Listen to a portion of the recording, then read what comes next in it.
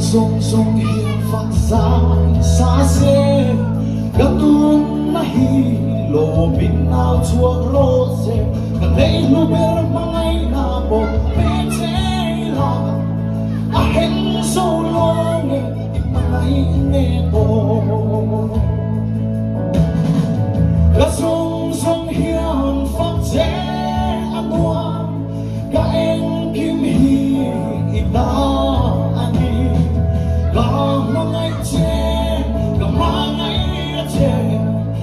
sông sông hiền phật chế ăn uống ở ba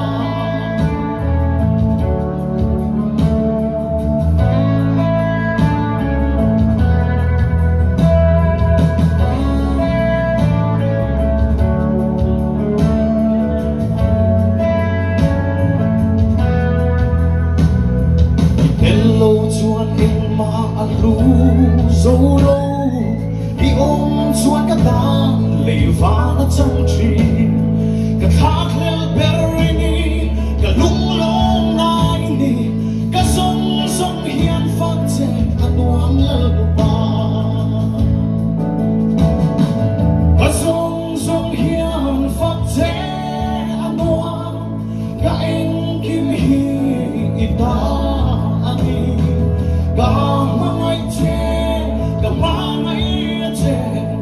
cả sông sông hiền phật chế ăn uống ở ba cả sông sông hiền phật chế ăn uống cả em kim hi ta ani cả mai chế cả mai chế cả sông sông hiền phật chế ăn uống ở ba